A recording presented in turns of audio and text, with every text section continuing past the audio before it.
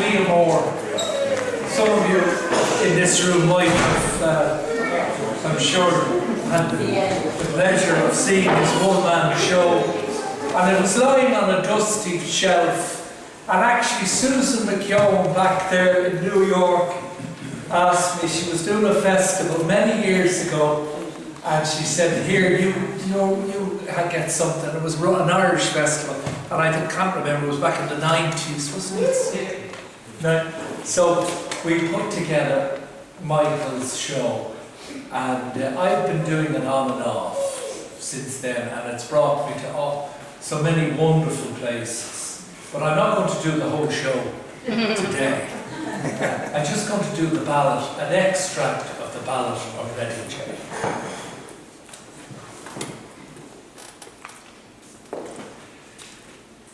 He did not wear his scarlet coat, for blood and wine are red.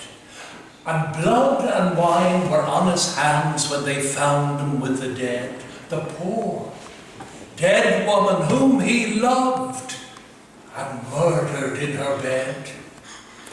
He walked amongst the trial men in a suit of shabby grey. A cricket cap was on his head, and his step seemed light and gay, but I never saw a man who looked so wistfully at the day.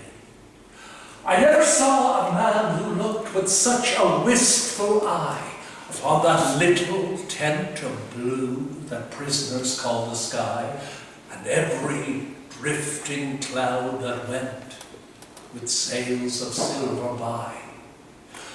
I walked with other souls of pain within another ring, and wondered if the man had done a great or little thing. And a voice behind me whispered low, "That fellow's got to swing!" Dear Christ, the very prison walls suddenly seemed to reel, and the sky above my head became like a cast of scorching steel. And though I was a soul in pain, my pain I could not feel. I only knew what haunted thought quickened his step, and why he looked upon the garish day with such a wistful eye. The man had killed the thing he loved, and so he had to die. Yet each man kills the thing he loves. Some do it with a bitter look, some with a flattering word. The coward does it with a kiss, the brave man with a sword.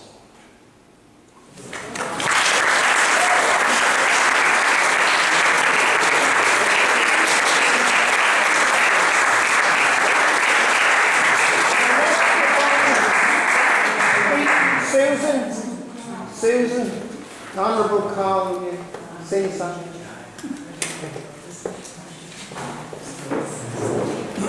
Very good. Throw it up from my Susan. Does McCallum? Yeah. Yes. Yes. There's a few Susans here. Yeah, more Susan.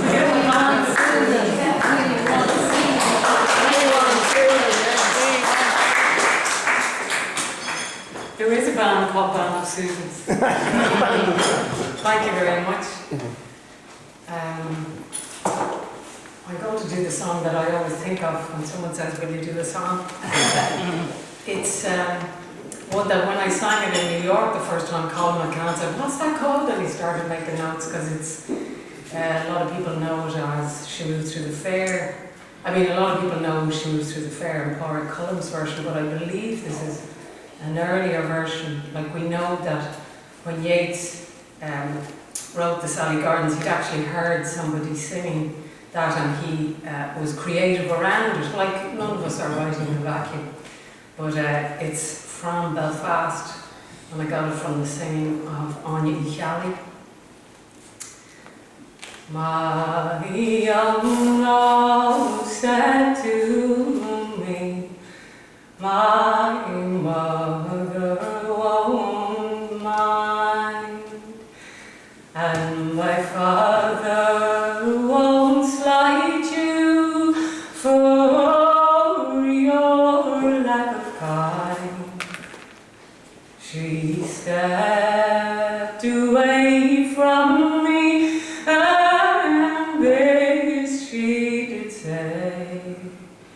It will not be long, love, until our wedding day.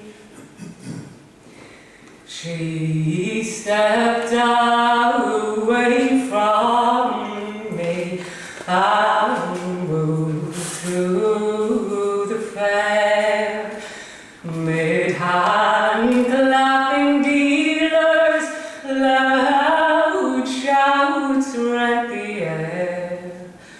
The sunlight about her, it did sparkle and did play, and it will not be long, love, until our wedding day. When dew falls on meadows and moths fill the night, when the glow of the ashes on the heart throws half light, I'll slip from the casement and we will run away, and then it will not be long, love, till our wedding day. According to promise, at midnight I rose, and all that I found were the down-folded clothes.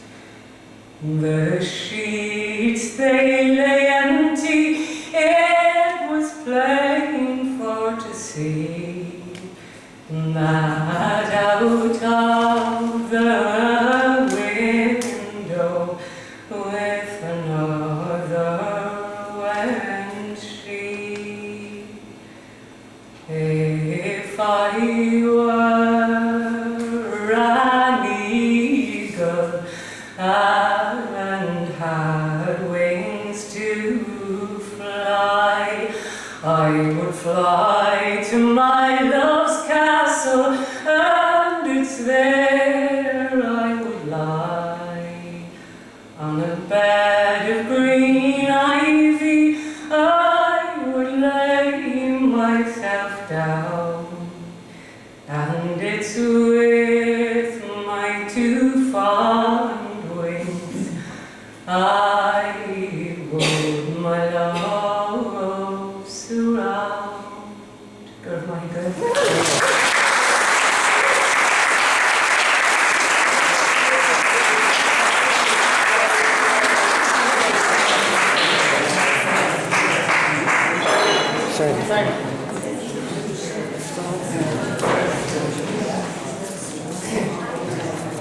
So, for the last number of readings, I left myself out, so I won't read it all. We're going to read it all tonight. It's called Cassandra. I don't think she's here.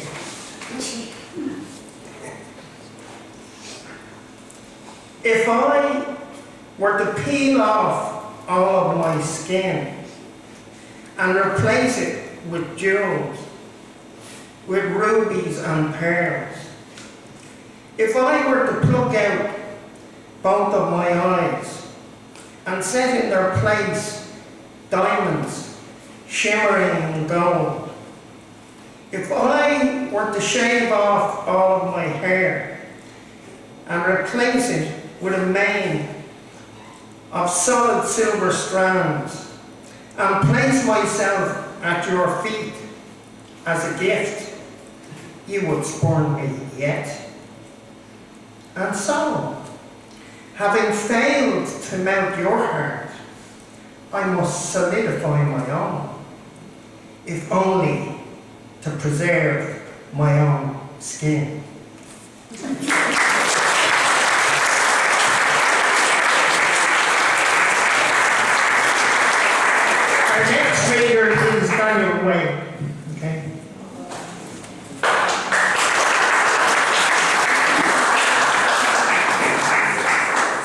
applause if I've ever heard in my life song.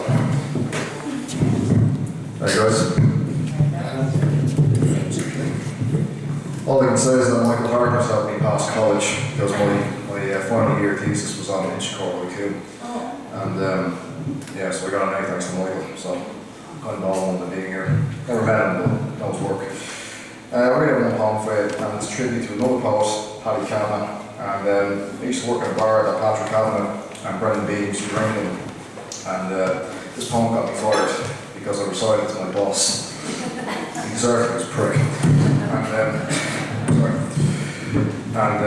Oh, here, Paddy. Here, Paddy. I work in one of the Baggett Street pubs you and Brendan Bean used to get radars in, back in the bad old days. I'm inquiring for you nightly, as per your song's instructions, but I've yet to hear a good answer. They've the decency to print and frame some of your poems, and frame them up on the wall, and not just the ones everyone knows either. I wonder if some of your best lines came to you in here, gutted and gargled and sunk on a bar stool. How much of your bet money was pissed away in the snug, smoke-covered of fog snaring the windows like halitosis, street lamps needed like well-oiled hearts. Did you grope for a few coins clanking in your pocket, a final point to dim the view? Did you end up getting barred from here too? Here, Paddy, I work when everyone else parties. When everyone else works, I sleep. Maybe your ghost will shamble in here sometime soon. Your pipe is just in time for last orders, and we'll have ourselves a final lock-in together. The place won't be as you remember it though. We serve vodka and lime in cocktail glasses, and there's more craft beer on tap and draft than stout. Stuff I bet you never have touched, even if you were on fire. Or maybe you would have, who's to say? You might drink anything I put in front of you. I'll polish and repolish the bar down, the same one you probably shattered until the shot glass is over. Here, Paddy, have one on me. I read you almost drowned one night after walking home from here, in the same canal that gave you your sonnets and restored your faith. Did you ever spew your cantankerous guts up in the alley out by the beer garden, where I later on dumped tonight's waste? Were your raven black lungs bleached white by the water's cold swirl, pouring deathly and sore? Such as the purge, glint of a cross, the surround sound PA spewing its woeful 80s playlist, the age as golden as the calf you bled from its plinth of piety. The evening's ash, swept from the ground, is a heap of glass and God knows what shame. What noble savagery starts you in this month of fasting when you vent your homily aflame? Here, Paddy, I'll be honest with you. I haven't read any of your poems in a good while. I've forgotten their magic. Supplicant of field, cartographer of cloud, your passion transitory can't be found here. No Eden flowering in a poet's mind, as you might say, can be spoken of or enjoyed on a smoke break.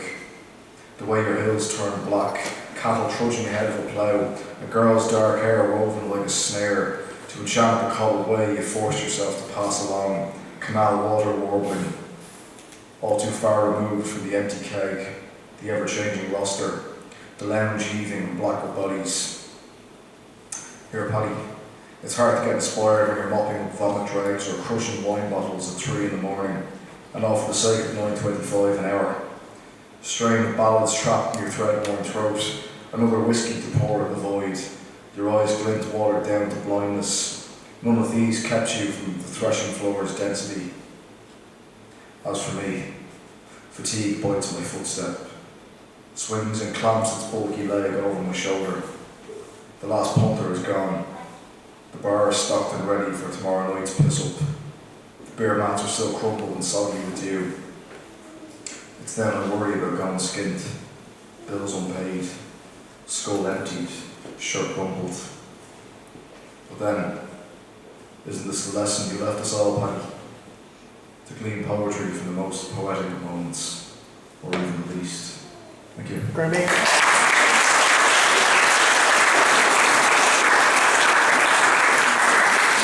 Next reader is Catherine Aaron Corn.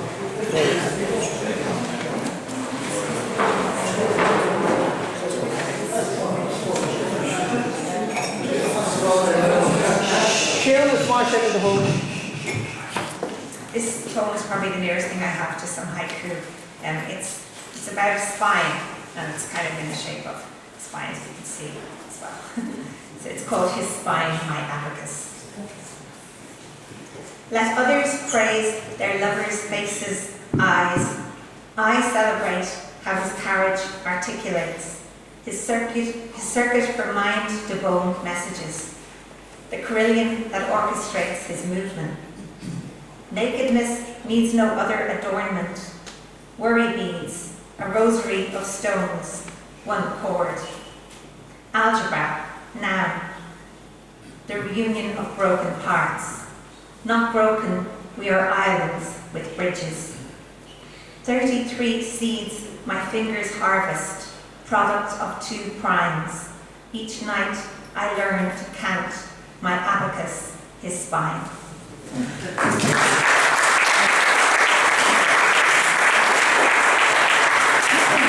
Next up, Maeve O'Sullivan.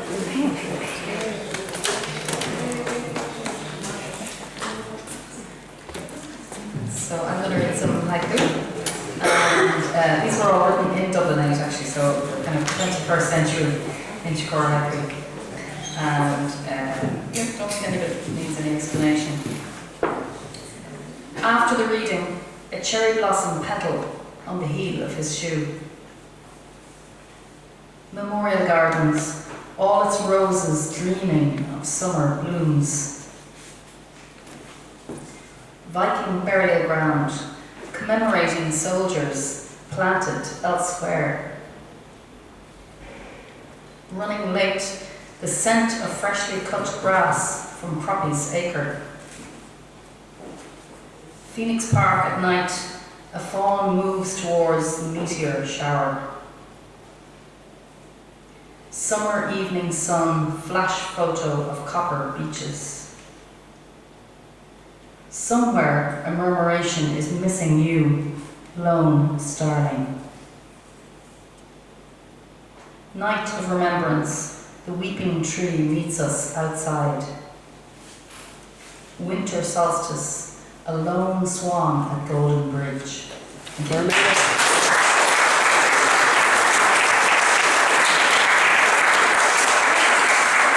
Next up is Rachel Stanley.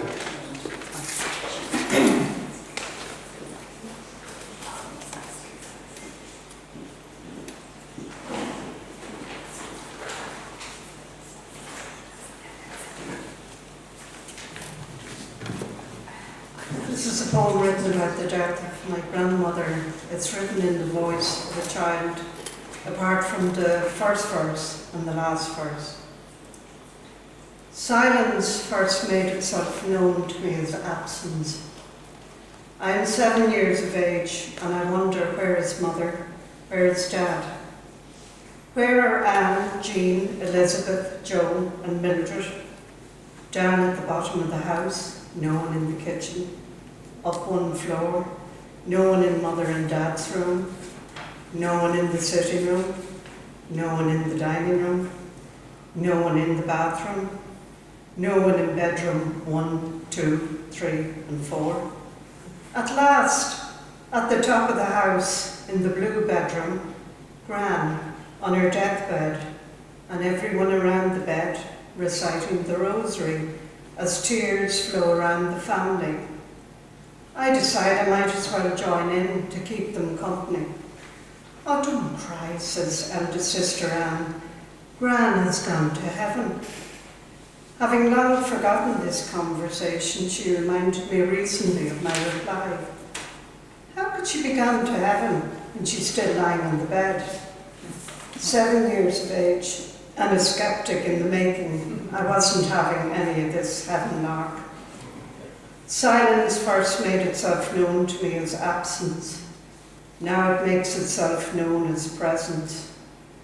Farewell to you, dear Gran, you in heaven, and heaven all around us, here, there, and everywhere. Thank you.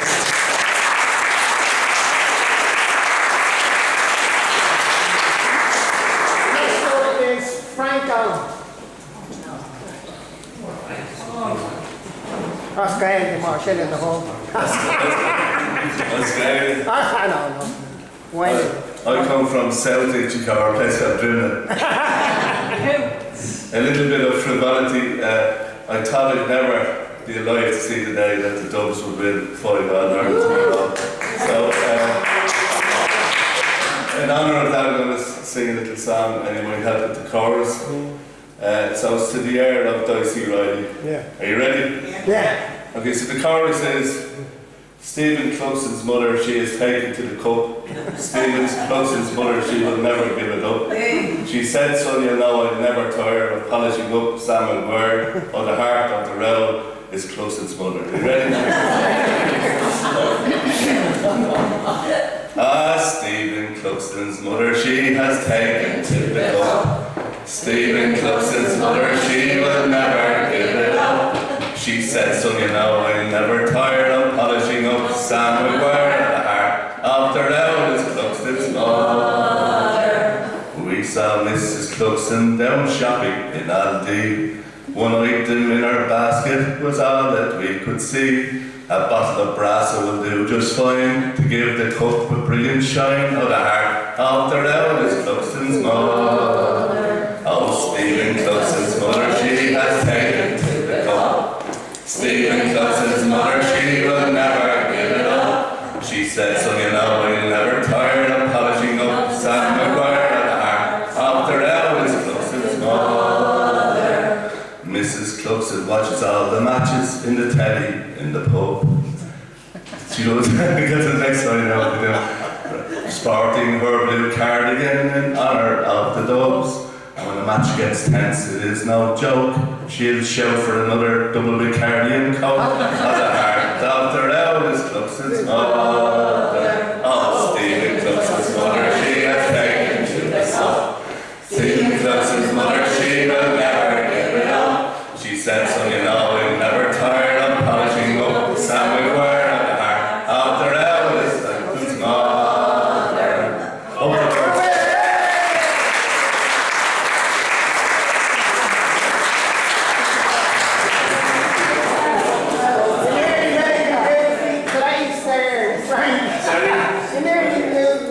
Make me lose me place. Anyway, Peter Bourne is up next.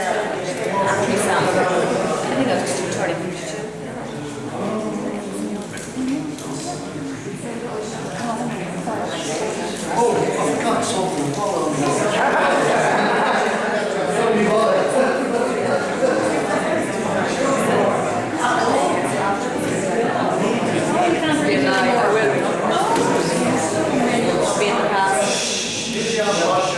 Easy on the ball. Okay, yeah. Just, I think Liam and Michael deserves a real round of applause.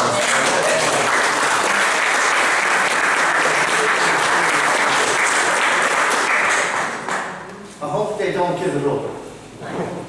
There's still a lot more to come, I say, from them and that, you know. So, I was just thinking of what song to sing, and I really don't know, but Phoenix Park seems to come into my mind, you know, and we used to go down there and play in the trees and whatever and that, you know, but there was a mixture of girls and boys. Yeah. And it was the first time I really enjoyed trees and nature and all of that and carrying on and everything. And girls and boys. And I ended up that was my first kiss. I was on the deer. But I didn't know what to do, how to react towards it. But anyway, anytime I think about it, I'm raging about the fact that I didn't follow it up. But there you go, that's the way I think. True. Now we'll try this song. Now westland winds and slaughtering guns brings autumn's pleasant weather. The warcock springs on weary wings above the blooming heather. The waving grain wide o'er the plain delights the weary farmer. The moon shines bright as I stroll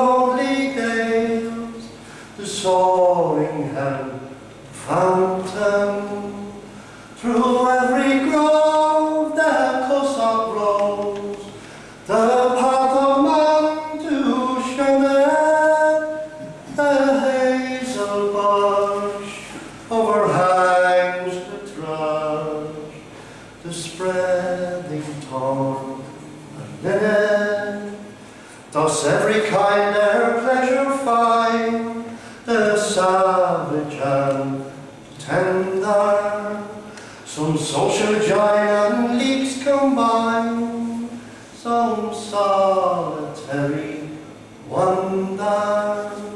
Avant away the cruel sway, tyrannic man's dominion, the huntsman's joy, oh, the mothering cry, the slaughtering gory pinion. Now Peggy dear, the evening's clear, take flight the skimming swallows, the sky is blue, the fields in view are faded green and yellow. So let us stray our lovesick way to view the charms of nature, the rustling corn, all the fruited thorn, and every happy creature will gently walk and sweetly talk, while the silent moon shines clearly. I'll grasp your waist and fondly praise, for I swear I love you dearly. Nor burn showers unto budding flowers, nor unto the farmer, so dear to me as thou can be, my own, my lovely Gemma.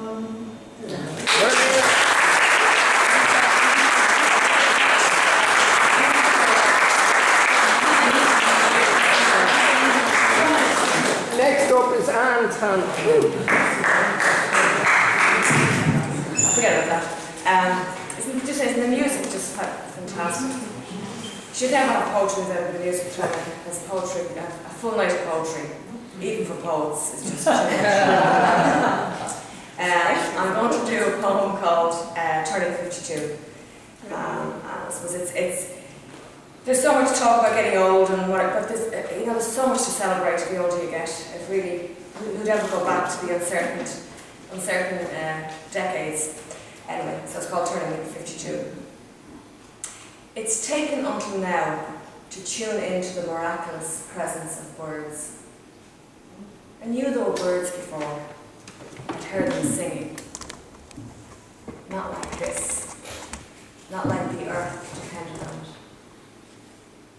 Finally, I've got round to learning the name of the tree that grows on the footpath outside our house.